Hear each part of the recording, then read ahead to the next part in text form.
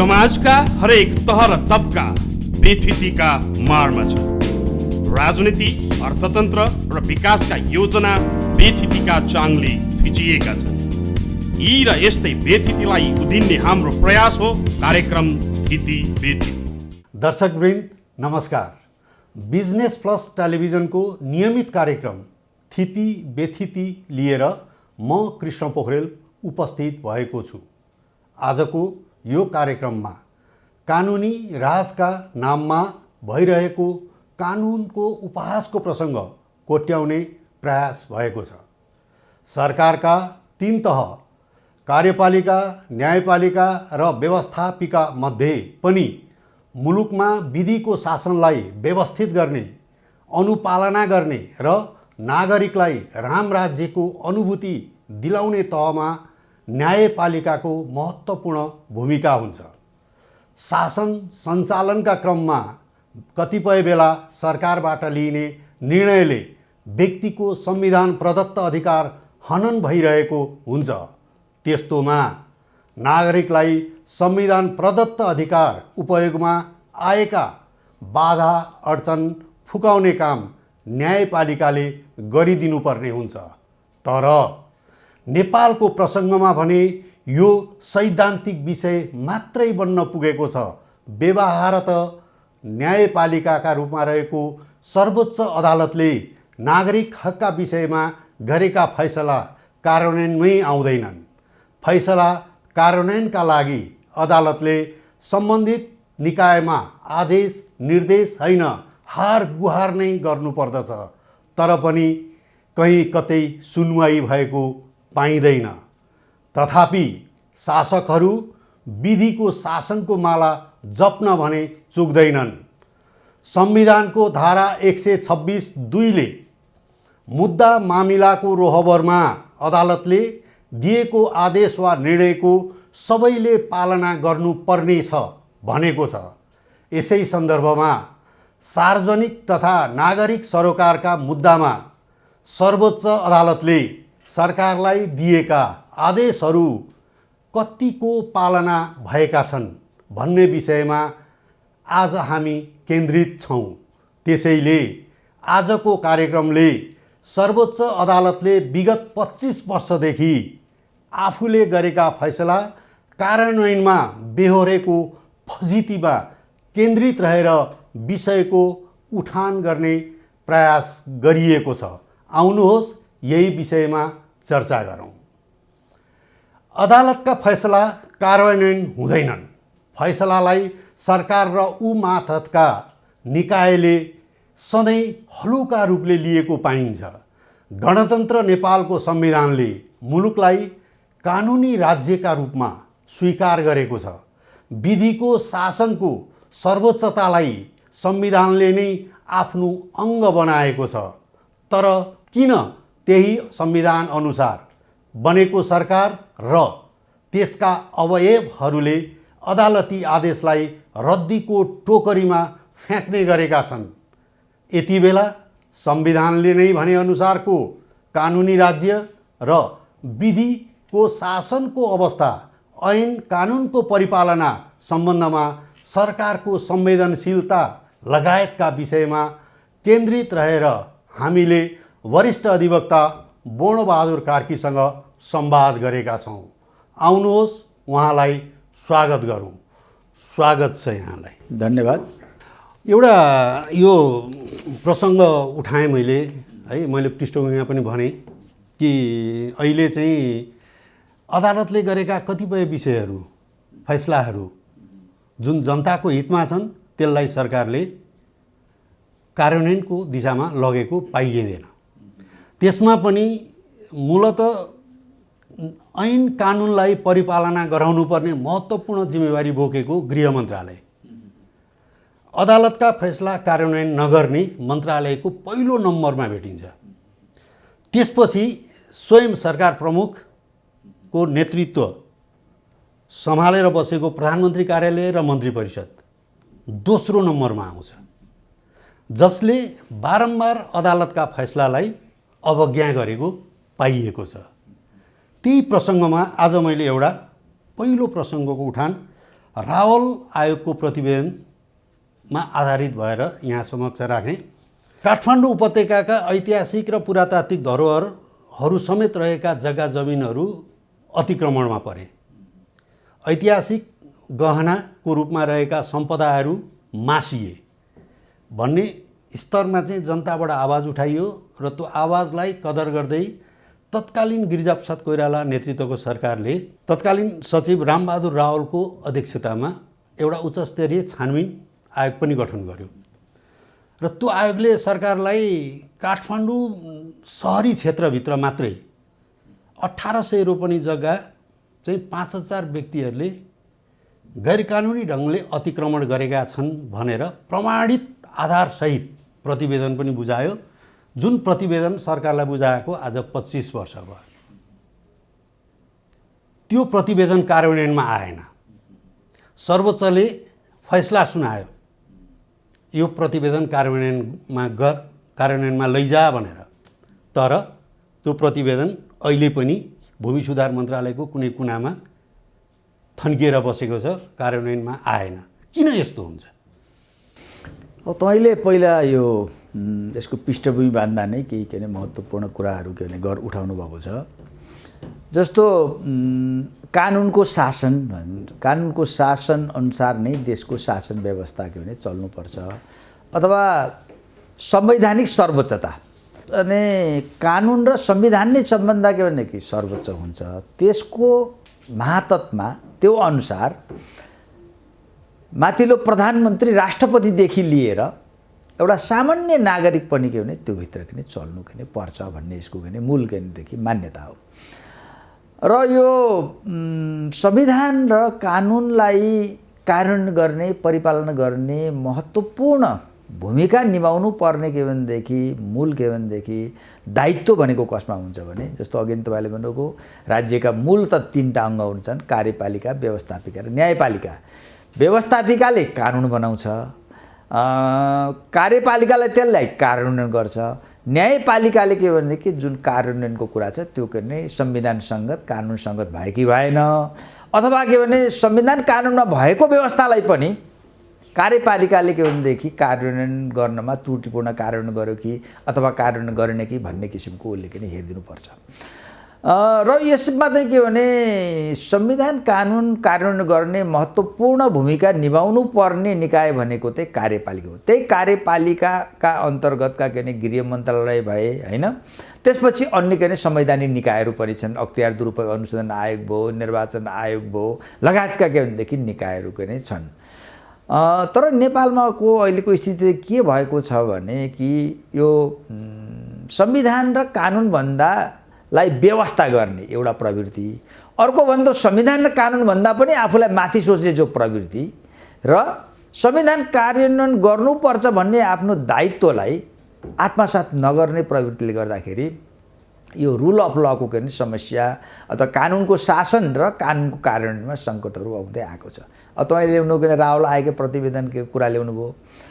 46 सालभन्दा अगाडि काठमाडौँ भ्यालीभित्र के थियो भने बाहिरबाट घर बनाउने त्यस्तो प्रवृत्ति थिएन र 46 सालको एउटा परिवर्तनपछि जो खुला एउटा वातावरण बन्यो, वातावरणबाट काठमाडौँमा घरघडेरी जोड्ने खास गरेर व्यापारीहरूले पनि राजनीतिक मान्छेहरूले पनि एउटा प्रवृत्ति बढ्यो।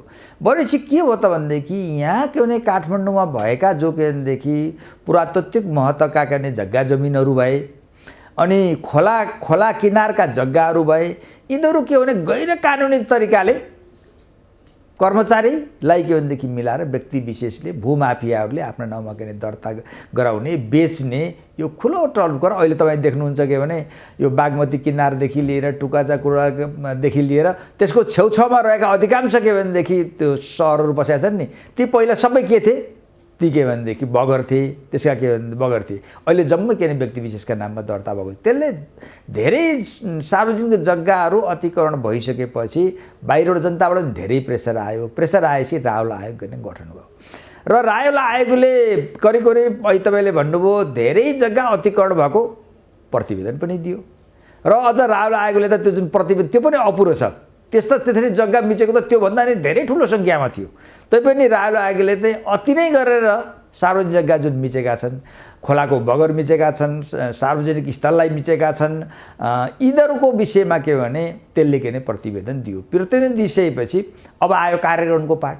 कार्यान्वयनको पाठ आउँदाखेरि प्रतिवेदन पहिला चाहिँ जनताको आँखामा छालो हाल्नको लागि आयोग बनाइदियो।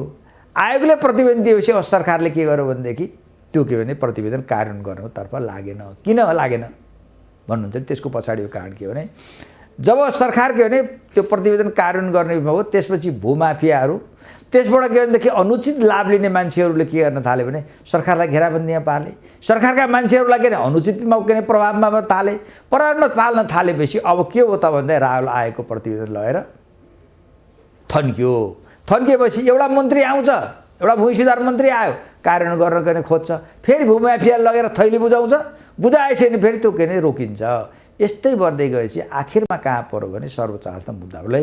राहुल आएको प्रतिवेदन त सरकारले के भने कार्यान्वयन गरेन, आफै के भने आयोग गठन गर्ने अनि कार्यान्वयन नगर्ने भन्ने प्रश्न सर्वोच्च अदालतले यसलाई कार्यान्वयन गरेर भनौँ। तर अब अहिले के भने त्यो सर्वोच्च अदालतको जो आदेश छ अहिले तिनीहरूले एउटा के भने कि डस्टबिनमा राखिदिएको अवस्था छ। उनीहरू के भने कार्यान्वयन गर्दैन। किन कार्यान्वयन गर्दैन त भन्दाखेरि उनीहरू के भनेदेखि त्यो कार्यान्वयन गर्ने निकायमा रहेका मन्त्रीदेखि लिएर विभागदेखि लिएर सबै भूमाफियाको के भनेदेखि घेराबन्दीमा छन्। त यो अवस्थामा सर्वोच्च अदालतले जब के भने आफूले गरेको के भनेदेखि आदेश कार्यान्वयन सम्बन्धित निकायले कार्यान्वयन गर्ने दायित्व र जिम्मेवारी त उसको गरेन भने अदालतको अवहेलनामा काम गर्नुपर्नेमा अदालत पनि के भने खाली पत्र पठाएर झारा टार्ने। कति पत्र पठाइसक्यो त अहिलेसम्म के भने 10औं पत्र पठाउँदा भने कार्यान्वयन नहुने भनेपछि त त्यो कार्यान्वयन नगर्ने निकायलाई के भने अदालतको अवहेलना गरेको आदेश पालना गरेर कारबाहीको दायरामा ल्याउनु पर्छै पर्दैन। त्यो पनि अदालत पनि गर्न के अनिच्छुक छ भनेको मतलब त्यहाँ पनि त्यसको प्रभाव परेको छ। अघि यहाँले भन्नुभयो कि 2046 सालपछि चाहिँ जुन हिसाबको भिड काठमाडौँमा बढ्यो त्यसले गर्दा चाहिँ सम्पदाहरू अतिक्रमित भए, सार्वजनिक जग्गाहरू, खोला नालाका बगरहरू अतिक्रमित भए भन्ने जुन प्रसङ्गमा कुरा गर्नुभयो त्यसलाई हेर्दाखेरि अलिकति नकारात्मकतातिर जाने हो भने 2046 सालको परिवर्तन काठमाडौँका लागि अभिशाप भएको हो त, त्यसरी बुझ्ने?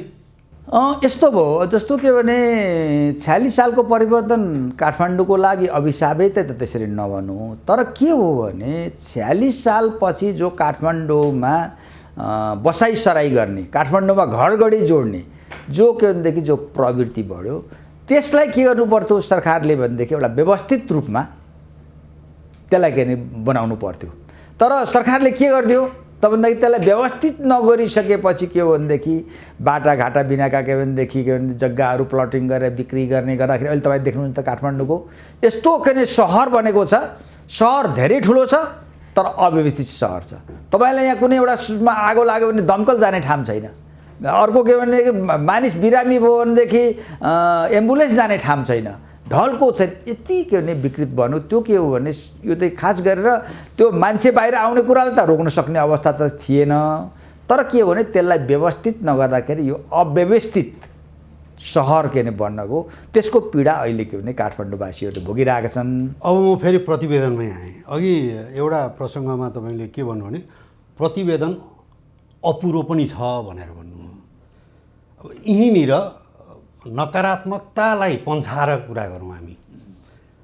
तपाईँले भने जस्तै प्रतिवेदन अपुरो छ भन्ने सोच चाहिँ सरकारलाई पनि लागेर कार्यान्वयनमा नलगे पनि त हुनसक्छ। होइन त्यो होइन, त्यो चाहिँ होइन। कुरा के हो भने मैले भनेको कुरा के भने राहुल आयोगले जुन काठमाडौँमा अतिक्रमणित भएका जो सार्वजनिक जग्गाहरू छन् नि त्यो के भने सबैलाई उसले हेर्ने समय पनि भएन, टाइम पनि भएन। उसले मूल जहाँ जहाँ खोला कि बागमतीको किनार मिचेको छ, जहाँ के भनेदेखि टुकुचाको किनार मिचेको छ, जहाँ विष्णुमतीको किनार मिचेको छ, देखादेखि मानिसले हिजो के लास जलाउने ठाउँ, देखादेखि हिजो के भनेदेखि गौचरणको जग्गाहरू, पानीघाटहरू जहाँ मिचेको छ त्यस्ता ठाउँलाई उसले के भने हेर मेजर ठाउँमा। तर के भने उसले के भने सम्पूर्ण जुन हेर्न भने उसले के भने पाएको स्थिति के भनेदेखि थिएन। त्यस कारण यो सरकारले त के हो भने अहिले त काठमाडौँमा राहुल आयोगले दिएको जो प्रतिवेदन नै कार्यान्वयन गर्ने हो भने अहिले जुन किसिमको सार्वजनिक जुन जग्गा छ नि त्यो सार्वजनिक जग्गा अतिक्रमणको सार्वजनिक जग्गा त्यहीबाट के हो भने सार्वजनिक जग्गा कायम गर्न सक्ने अवस्था छ। यो त के हो भने सरकारले अप्रुभ हो भनेर होइन, यो त के हो भनेदेखि सरकार अहिले त्यसले कार्य नगर्दा भूमाफियाहरूको प्रभावमा। अब एउटा कुरा, यस्ता फैसलाहरू है जुन जनतासँग प्रत्यक्ष सम्बन्धित फैसलाहरू अदालतले आउँछ, अदालतले दिन्छ, तर ती फैसलाहरू चाहिँ कार्यान्वयनमा आउँदैनन् है। र यसमा अदालतले चाहिँ के भन्छ भने खालि चिठी लेखेर मात्रै कार्यान्वयन गर भनेर मात्रै भनिराखेको देखिएको छ। तर अहिलेसम्म अदालतले आफूले दिएका फैसला कार्यान्वयनमा नल्याएको हकमा कुनै निकाय अथवा कुनै हाकिम अथवा कुनै सचिव अथवा कुनै मन्त्रीलाई चाहिँ मानहानि अथवा अवहेलनामा कुनै मुद्दा चलाएको देखिँदैन। भनेपछि आफूले गरेका फैसला कार्यान्वयन गराउनमा त अदालत पनि त चुकिराखेको छ नि।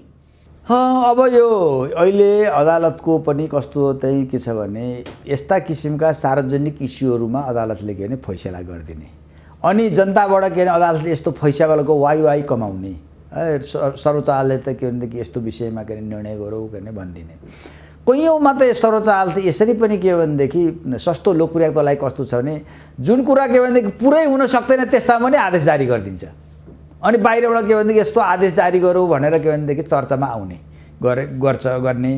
अब अर्को कुरा गर्ने साँच्चै नै के हो भने नागरिकको हक मिचिएको, नागरिकलाई प्रतिकूल असर परेको, राष्ट्रलाई प्रतिकूल असर परेको, समाजलाई प्रतिकूल असर परेको भन्ने सार्वजनिक महत्त्वका जुन के भनेदेखि मुद्दा विवादहरू हुन्छन् त्यस्तोमा भएको फैसलासम्म गरिदिएर झाडा टारिदिने भन्ने कुरा। झाडा टार्ने भने कसरी भन्नु पर्यो, कार्यान्वयन गर्न जब आफूले गरेर फैसला कार्यान्वयन हुँदैन भने त कारबाही गर्नु सम्बन्धित निकायलाई, ऊ कारबाही गर्नै चाहेन। यहाँ विषयमा अहिले कैयौँ मुद्दाहरू के भन्छन् भने सम्बन्धित निकायहरूले सर्वोच्च अदालतको फैसलाहरू के अरे कार्यान्वयन गरेन भनेर अपहेलना, अदालतको अपहेलनामा मुद्दा पर्यो भने ऊ के भने अदालतले के भन्छ अहिलेसम्म त्यसो सजाय गरेको छैन, पन्चिने गरेको हुनाले यसले त के देखिन्छ भने अदालत पनि आफूले गरेको फैसला कार्यान्वयन गर्नलाई अनिच्छुक रहेको देखिन्छ।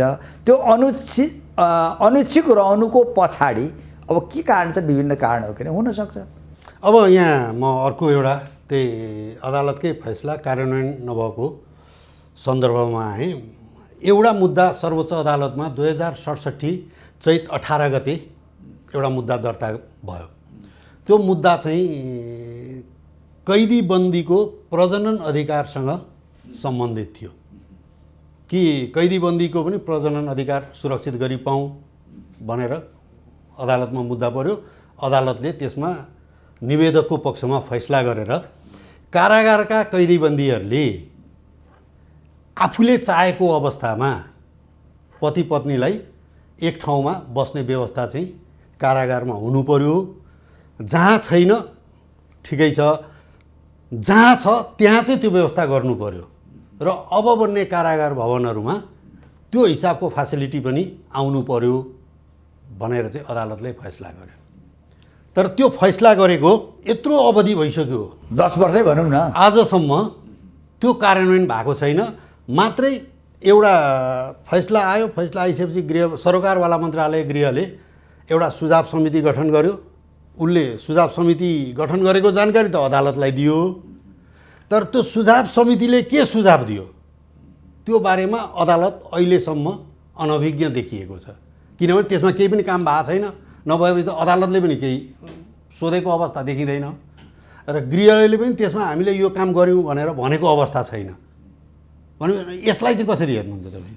अब हेर्नुहोस्, यो जुन कारागार सम्बन्धी र बन्दी सम्बन्धी जुन हिजो पुरानो अवधारणा के थियो भनेदेखि कुनै पनि कानुनको उल्लङ्घन गर्ने अपराध गर्ने व्यक्तिलाई के भनेदेखि जेल राख्नु भनेको उसलाई के भने पीडा दिने हो भन्ने किसिमको कन्सेप्ट थियो। परिवारसँग भेटघाट गर्न नदिने, त्यसलाई के हो त भने त्यो जेलमा यसरी राख्ने कि उसले बढीभन्दा बढी पीडा भोगोस् भन्ने हिजोको परम्परागत के भनेदेखि कन्सेप्ट अवधारणा थियो। अब अहिले आधुनिक कन्सेप्ट के आयो भने जेल भनेको दुःख दिने ठाउँ होइन, सुधार गृह हो। जसरी एउटा लागु औषधको के भनेदेखि मा लागेको व्यक्ति दुर्व्यसनी हुन्छ, उसलाई सुधार गृहमा लगिन्छ नि सुधारलाई, त्यस्तै किसिमले एउटा अपराध गर्ने मान्छेलाई पनि के भने त्यहाँ उसलाई सुध्रिने मौका के दिने भन्ने अहिले अवधारणा के भनेदेखि विकास भएको छ। र कारागार भनेको सुधार गृह हो नि, र त्यहाँ कैदीमा बस्ने मान्छेलाई चाहिँ के गर्ने त भन्दाखेरि ऊ हिजो गरेको अपराधको पश्चाताप गरोस् र ऊ सुध्रियोस्, फेरि किन अपराध गर्नु हुँदैन भन्ने किसिमको उसँग त्यो किसिमको मनोविज्ञान निर्माण होस्, उसको व्यवहार निर्माण होस् भनेर गरेको। यही कन्सेप्टमा के भने अब मानिसको के भने एउटा केटी मान्छे होस् अथवा केटा मान्छे होस्, महिला होस् अथवा पुरुष होस्, दुइटैको चाहना के भने सन्तानको आज सभ्यताको योसम्म आएको कारण के हो? त्यही के हो भने सन्तानको के भनेदेखि सन्तानको आवश्यकता बोध गर्ने त्यो चाहनाले गर्दा न आजसम्म मानव सभ्यता यहाँसम्म आइपुगेको छ। त्यसै गरेर अब त्यो सुधार गृह हो र त्यहाँ बन्दीलाई के भनेदेखि एउटा सुधार्नको लागि लगिने हो भने त उसले जुन पाउनुपर्ने प्रयोजन, उसले पनि सन्तान हेर्न चाहन्छ, त्यहाँ महिला बन्दी छ भने उसले पनि चाहन्छ, पुरुष बन्दी छ भने उसले चाहन्छ। त्यो अवधारणाको आधारमा अहिले के भनेदेखि अरू के भने अरू डेभलप कन्ट्रीहरूमा त यसको राम्रो के व्यवस्था गरेको छ। अब यो नेपालमा पनि यसलाई लागू गर्ने भनेर यो के फैसला के भएको अन्तर्राष्ट्रिय मापदण्ड बनाउनु। अब यो के जस्तै एउटा सामान्य हिसाबले नखु कारागार है अथवा सेन्ट्रल जेल केन्द्रीय कारागारका प्रसङ्गमा भनौँ के सम्भव छ त? सरकारले यो व्यवस्थापन गर्न सक्छ र अदालतले आदेश दिएको हो त? कि अदालतलाई मन लाग्यो ल हुन्छ भन्ने अदालतले पनि ठोकिदिने भन्ने त्यो त भएन नि त? म अघि नै मैले पनि भने कैयौँ फैसला त के भने अदालतले पनि कार्यान्वयन हुन नसक्ने, देशको अर्थतन्त्रले धान्न नसक्ने, सम्बन्धित निकायले त्यो गर्ने काम गर्नै नसक्ने गरेर पनि यस्ता किसिमका आदेशहरू जारी भए। तर जहाँसम्म कैदीहरूको के भने प्रजनन जुन अधिकार छ त्यसलाई सुव्यवस्थित गर्नको लागि उनीहरूलाई भेट्ने व्यवस्था गर भन्ने जुन राख्यो नि त्यो कुनै ठुलो कुरै छैन। त्यो किन छैन भने अब राज्यले के भने यत्रो के भने खर्च गरिरहेको छ, अन्य क्षेत्रमा फजुल खर्च गरिरहेको छ, त्यो कार्यान्वयन गर्नको लागि के भनेदेखि हरेक के भनेदेखि जेलहरूको निश्चित के दायराभित्र त्यस्ता किसिमका भेट्ने के स्पटहरू के पालो पालो गरेर राखिदिने त्यो कुन ठुलो कुरा छ? ठुलो कुरो छैन। यो चाहिँ के हो भने सरकारले के भनेदेखि यो प्रति असंवेदनशील भएको, अनि अर्को भनेको सर्वोच्च अदालतको फैसला के नमाने पनि हुन्छ भन्ने प्रवृत्तिको कारणले हो। त्यो ठुलो कुरा छैन। अब यहाँ म अर्को एउटा इन्ट्रेस्टिङ चाहिँ प्रसङ्गमा आएँ।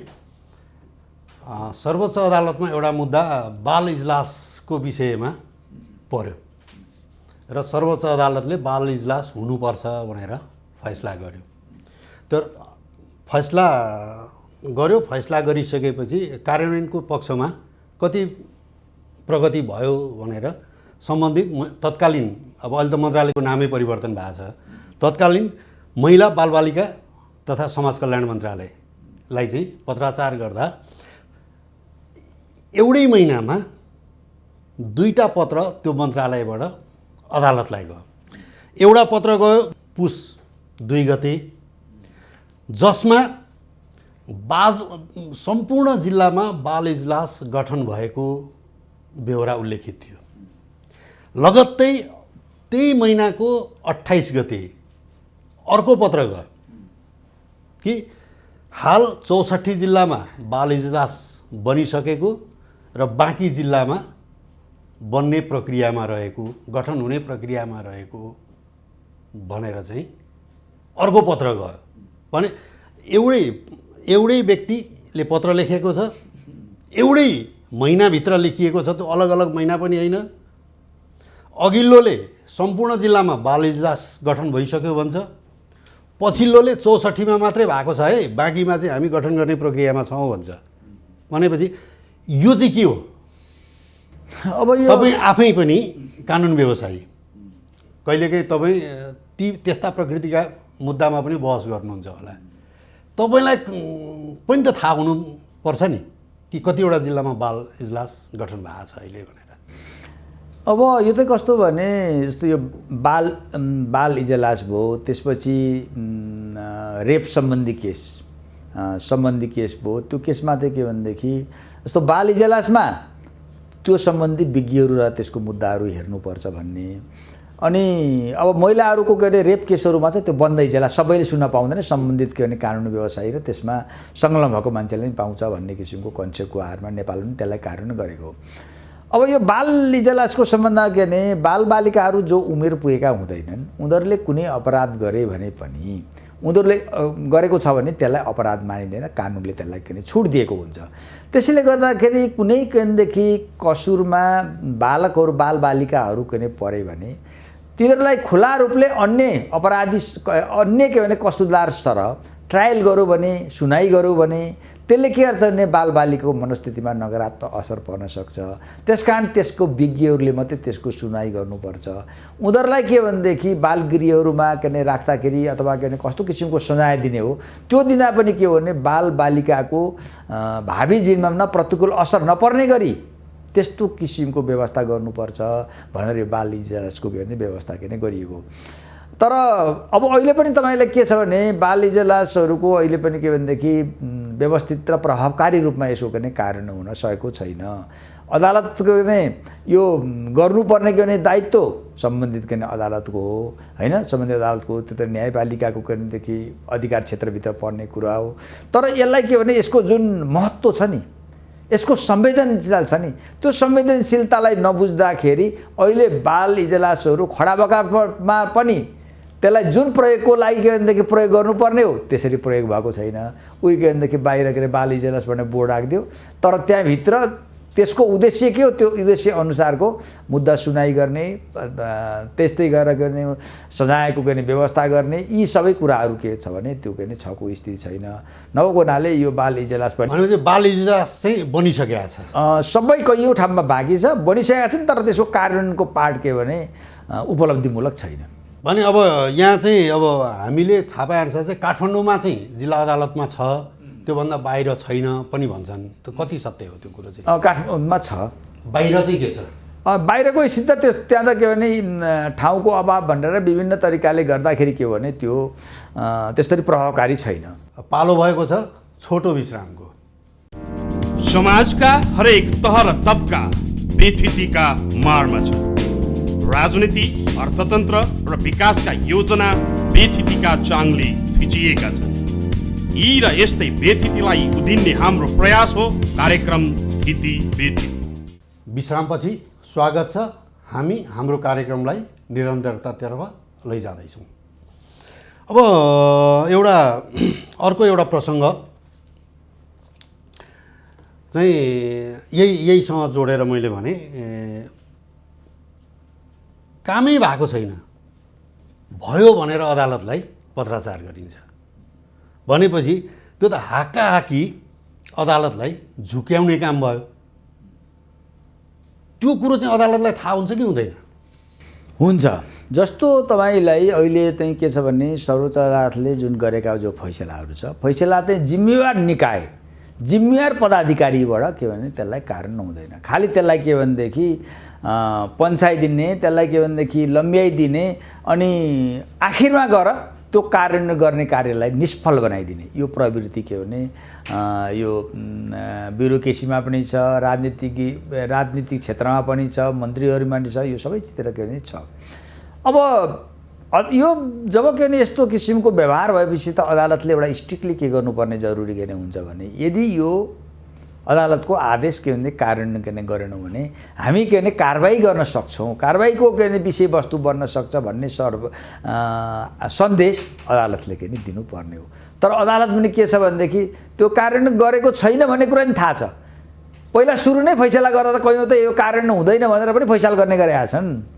अनि के हो भने अदालतले के भने त्यो कुनै उसले पनि के भनेदेखि त्यसमा चासो नदिने भएको, संवेदनशीलता नभएको हुनाले के हुन्छ भने अनि त्यसपछि त्यो कार्यान्वयन गर्ने अधिकारले नि के बुझ्छ, नगरे पनि हुन्छ भन्ने बुझ्छ। त्यसो हामीले चाहिँ यो अर्थमा लिँदा के भयो, अदालतलाई थाहा छ है म गलत फैसला गर्दैछु, जुन फैसलाको कुनै उपचारै छैन भनेपछि यसले त अदालतले पनि त जनतालाई त ढाँटिराखेको छ। म यो सबै फैसलामा त त्यो भन्दिनँ, कोही यस्ता किसिमका विवादास्पद फैसलाहरू पनि छन् जुन फैसलाहरू के भनेदेखि फैसला गर्ने न्यायाधीशले सस्तो लोकप्रियताको निर्णय गर्ने, तर उसको भित्री विवेकले भन्छ यो कहाँ कारण हुन सक्छ भन्दा भन्दै पनि फैसला गर्ने एउटा प्रवृत्ति, गलत प्रवृत्ति अदालतभित्र पनि छ, न्यायाधीशहरूमा पनि छ। यस्तो कारणले पनि के भने फैसला कार्यान्वयन हुँदैन। एउटा कारण किनभनेदेखि कार्यान्वयन हुन सक्ने फैसला त सम्बन्धित निकायले कसरी कार्यान्वयन गरोस्, तर यी अपवादको रूपमा थोरै छन्। तर बढी चाहिँ के हो भने कार्यान्वयन हुन सक्ने फैसला पनि सम्बन्धित निकायहरूले कार्यान्वयन गर्दैन।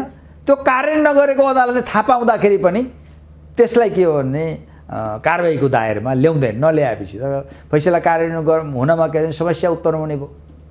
तर त्यो अपवादका रूपमा जुन फैसलाहरू आए, जसको चाहिँ कुनै उपचार छैन आए, तिनै फैसलाले जनतालाई त फजिती दियो नि त। जनतालाई त फजिती दियो, जनताको महत्त्वाकांक्षा बढाइदियो। त्यो गलत ट्रेन्ड त अदालतमा पनि त रोकिनु पऱ्यो नि त। कर्मचारीलाई मात्रै दुःख दिने, मन्त्री अथवा राजनीतिज्ञलाई मात्रै त दोष दिएर त हामी पन्सिन पाउँदैनौँ। एकदम तपाईँले सही। अदालतले पनि त त्यसको जिम्मेवारी त लिनु पर्यो। अदालतले एउटा के अरे बडो के अरे एउटा संवेदनशील भएर के सोच्नुपर्छ भने आफूले गर्ने जो के अरे फैसला छ त्यो फैसला एउटा त संविधान कानुनसङ्गत हुनु पर्यो पहिलो। दोस्रो कुरा के अरे उसले दिएको आदेश के हो भने कार्यान्वयन हुन सक्ने अवस्था छ कि छैन भन्ने कुराले विचार के गर्नु पर्यो। अथवा आदेश गर्दाखेरि के भनेदेखि तिमीले के भनेदेखि अहिलेको परिस्थितिमा यति कार्यान्वयन गर, यसपछि यति कार्यान्वयन गर पनि कि त के भनेदेखि खण्ड गरेर पनि कार्यान्वयन गर भन्ने आदेश पनि दिन सक्छ।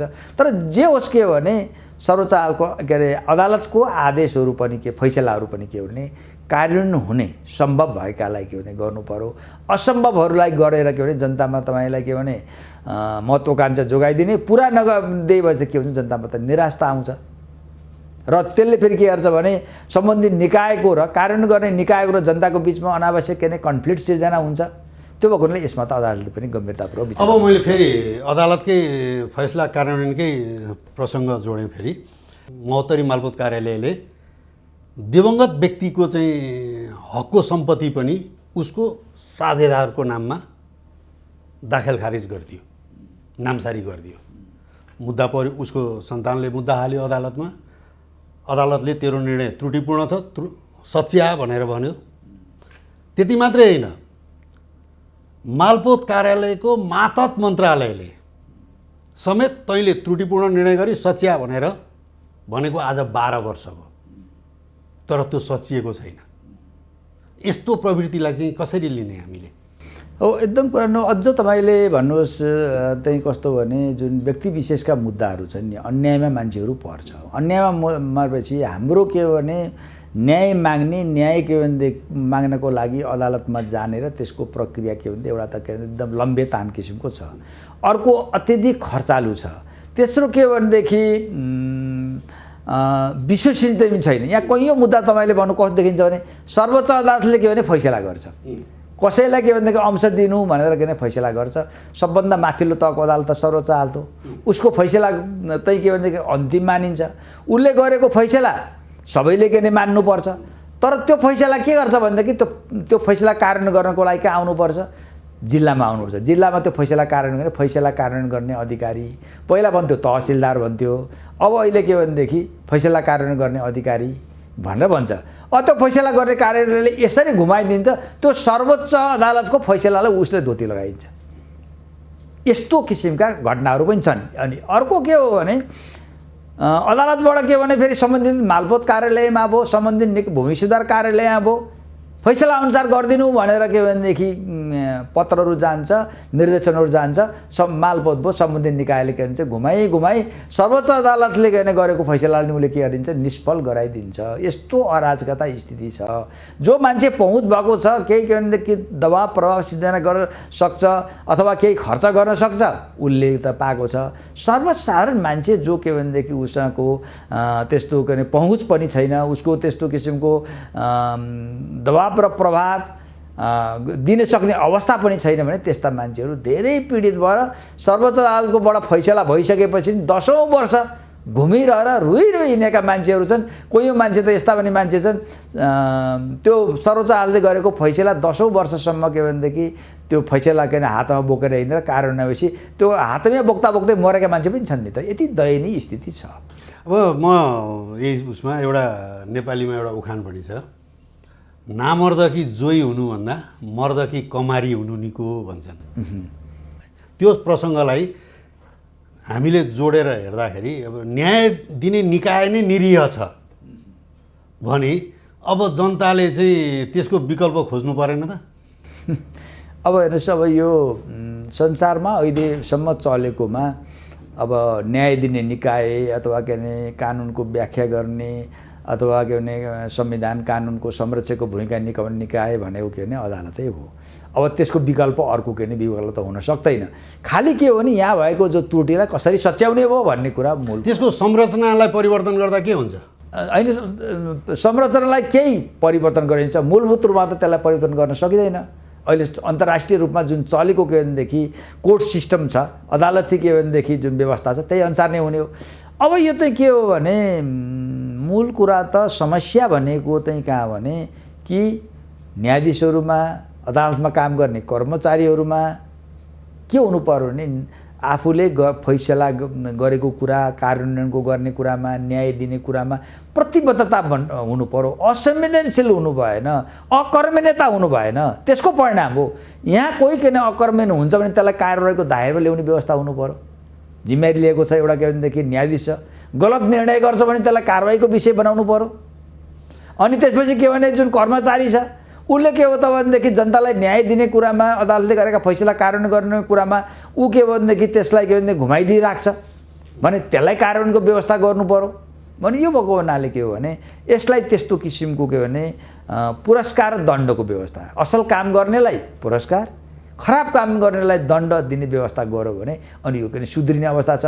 अहिले त के छ भने त्यो व्यवस्था नभएको हुनाले कानुन व्यवस्था त छ, त्यसको प्रयोग नभएको कारणले गर्दाखेरि के हो भने असल काम गर्ने व्यक्तिले पनि जस नपाउने, खराब काम गर्ने मान्छेले पनि के हो भने दण्ड नपाउने अवस्था गर्दा यस्तो स्थिति उत्पन्न भएको हो। तर यसलाई अब हामीले अर्को भने सकारात्मक हिसाबले सोचेर जाने हो भने सरकार र अदालत बिचको सम्बन्धमा कहीँ न कहीँ गतिरोध छ भन्ने बुझ्नु पर्यो हामीले।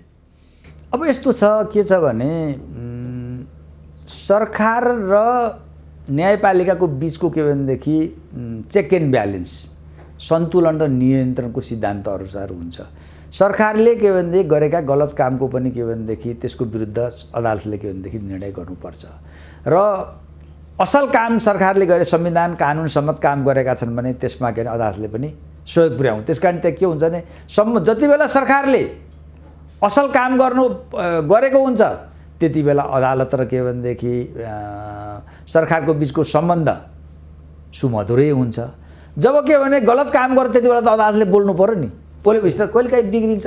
त्यो भएको हुनाले यो के भने देखिएको के पनि छ भने कतिपय सरकारले उठाएका कदमहरू जुन चाहिँ जनताका लागि र देशका लागि छन्, उनीहरूको हितको लागि छ, विकासका लागि छ, त्यस्तोमा पनि सर्वोच्च अदालतले चाहिँ अथवा कुनै अदालत विशेष कुनै अदालतहरूले त्यसमा पनि अडङ्गा निकालेका छन्।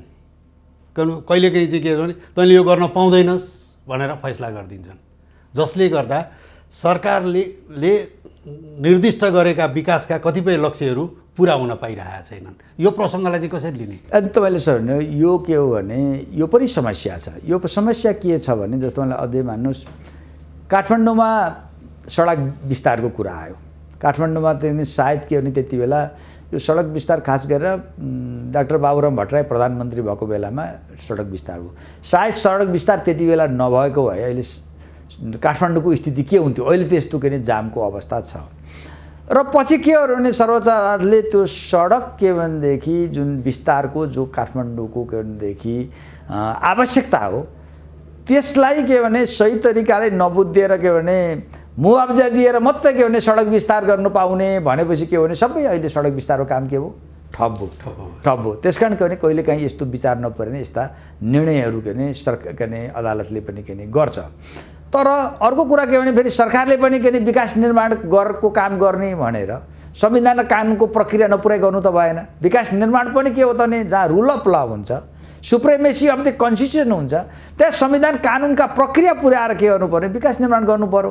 होइन म विकास निर्माण गर्ने, म के भने संविधान मान्दिनँ कानुन नै मान्दिनँ भन्नु त पाइएन। त्यस कारण के भने कहिलेकाहीँ के भने सरकारका यस्ता गुनासाहरू पनि नाजायज चाहिँ के छन् भने संविधान कानुन मिचेर जुन गरिनेछन् नि विकास निर्माण कुरा गर्नेछन् त्यसमा समस्या आउँदा त्यसको जिम्मेवारी त संविधान निकाय नै हो। जस्तो कि संविधान कानुनलाई परिपालन गर्नु पर्यो, त्यो सरकारको दायित्व हो, त्यो त्यसमा दुई मत रहँदैन। तर कतिपय प्रसङ्ग कतिपय सन्दर्भहरू हेर्दाखेरि सार्वजनिक जग्गा छ, त्यहाँ मान्छेले घर बनाएर बसेको छ, सरकारलाई त्यसको जानकारी छैन। अब उसले चाहिँ आफ्नो विकासका योजनाहरू चाहिँ त्यो ठाउँ भएर लिएर जान खोज्यो भने अब सार्वजनिक जग्गामा अतिक्रमण गरेर मान्छे व्यक्ति बसेको छ र उसले चाहिँ मेरो घर भत्काउन पाउँदैन सरकारले भनेर अदालतमा मुद्दा हाल्छ, अदालतले उसको पक्षमा फैसला गरिदिन्छ। त्यो गर्नै मिल्दैन। जबकि त्यसको अदालतले आफूले फैसला गर्दा त केही आधारहरूलाई त टेक्नु पर्दो हो नि त। हो, त्यही भन्नु तपाईँलाई के भने कुनै व्यक्तिले सार्वजनिक जग्गामा घर बनाएको छ भने त्यो जग्गामा त घर बनाउने उसको अधिकार छैन। उसले बनाएको घर गैर कानुनी घर हो, त्यो त सरकारले भत्काउन सक्छ। तर यस्तोमा अदालतले गर्यो भने त त्यहाँ त अनुचित प्रभाव परो मान्नु पर्यो। त्यो अनुचित प्रभाव पार्नेमा गरेर अनुचित कुनै गैर कानुनी कामलाई प्रशय दिने गरेर कुनै न्यायाधीशले फैसला गरेको छ भने त्यसलाई कारबाहीको दायरामा ल्याउनु पर्यो। तर त्यो किन भइरहेछ नि त फेरि? हो, त्यही समस्या छ। यही समस्या के हो भने सबै गलत काम गर्ने अनि अरूले गरेको गलत काममा नै भने आँखा चिम्लिँदैन। न्यायाधीशले गलत काम गर्छ, त्यसलाई के भनेदेखि कारवाही गर्ने निकाय भनेको न्याय परिषद छ। अब न्याय परिषदलाई नि गलत काम गर्ने होला, त्यसले पनि आँखा चिम्ली यसरी गरेर के भने सबै गलत गर्नेहरूको के भनेदेखि भइसकेपछि त अब असल काम गर्ने मान्छेहरू नै के भनेदेखि सङ्ख्या घट्दै गए यी समस्या आउँछ नि त। भने अब समग्रमा अब यो कतिपय बेला चाहिँ यिनै विकास निर्माणका परियोजनाहरूका विषयमा कहिलेकाहीँ अदालत र सरकारको ठाकठुक पनि पर्छ। अब त्यही कारणले गर्दा पनि सरकारले चाहिँ यो काम लाग्ने मन्त्रालय अथवा यो काम लाग्ने निकाय नै होइन, यसका आदेश किन मान्ने भनेर चाहिँ इग्नोर गरेको अवस्था त होइन? होइन, त्यो होइन। त्यो मूलतः कुरा के हो भने सरकार चाहिँ अहिले एउटा के भने जुन न्यायपालिकाको गरिमा हो, न्यायपालिकाले रुल अफ ल कायम गर्नको लागि न्यायपालिकाले जे कामहरू गर्छ त्यो प्रति के भने ऊ असंवेदनशील अथवा उसलाई हेपेको भन्नु अझ भने के भने मसँग त सरकारको डन्डा छ, के गर्छ त्यो अदालतले फैसला गर्दै गरोस् नि भन्ने जो किसिमको के भनेदेखि असंवैधानिक अथवा रुल अफ लको के भनेदेखि विपरीतको जुन सोच के रहेका व्यक्तिहरू जो गभर्मेन्टमा पुगेका छन् उनीहरूले के हो भने यस्तो किसिमको गरेको कारणले गर्दाखेरि हेपेको कारणले गर्दाखेरि यी समस्याहरू उत्पन्न भएको। त्यसो भए अब हामी स्पष्ट भन्न सक्छौँ मुलुकमा न हिजो न आज विधिको शासन छैन भनेर बुझ्ने त हामीले? होइन, विधिको शासन पुरै छैन भन्ने कुरा त होइन, तर विधिको शासन के भनेदेखि जसरी अहिले के भनेदेखि यसको विकास हुनु पर्थ्यो, जसरी यसको कार्यान्वयन हुनु पर्थ्यो त्यो त्यति के नै उत्साहजनक परिणाम छैन। त्यसकारण यो त ट्रेन्ड कता छ भने विधिको शासनलाई यसको विकासभन्दा यसको अधोगतितर्फ के यसको ट्रेन्ड बढ्दो छ, त्यो त चिन्ताजनक कुरा हो। त्यसो भए संविधानले दिएको अधिकार, व्यक्तिका जुन अधिकारहरू भनेर परिभाषित गरेका छ त्यो अधिकार त त्यसो भए त्यो कागजमा मात्रै सीमित रह्यो?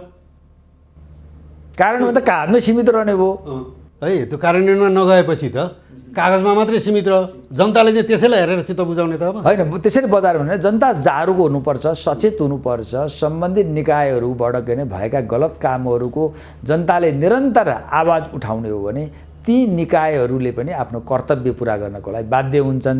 होइन भने उनीहरू के भने कति पटक उठाउने? पञ्चायतमा भएन भन्यो त्यतिखेर उठ्यो, त्यसपछि जनताले चाहेको प्रजातन्त्र भन्यो त्यसमा पनि भएन भनेर आवाज उठ्यो। अब जनताको काम चाहिँ खालि त्यो मात्रै आवाज मात्रै उठाइराख्ने हो, अरू केही काम हुँदैन। अब यसको यही हो छ। अब यो के अरे सिस्टमहरूलाई सही ठाउँमा के अरे ल्याउने भनेकै के भने अब जनदबाव नै हो। पहिलो कुरो त सम्बन्धित निकायहरूले नि त्यसको जिम्मेवारी उत्तरदायी हुनुपर्छ। त्यहाँ असफल भयो भने त अर्को उपाय त के हुन्छ? जनदबावै हो, दिँदै जानु पर्यो। समग्रमा अब हामी बुझौँ कि हामी कानुनी राजमा छैनौँ, हामी बुझौँ कानुनी राजको सही के अरे परिपालना हुन सकेको छैन भन्ने बुझौँ। छँदै छैन त नभनौँ। हस् त, आज हामीलाई समय उपलब्ध गराउनु भयो त्यसको लागि यहाँलाई धन्यवाद ज्ञापन गर्दछु। हवस् त दर्शकवृन्द, आजको थिति बेथिति कार्यक्रम यति नै। पुनः अर्को साता यस्तै अर्को नयाँ प्रसङ्ग लिएर उपस्थित हुनेछु। म कृष्ण पोखरेललाई बिदा दिनुहोस्।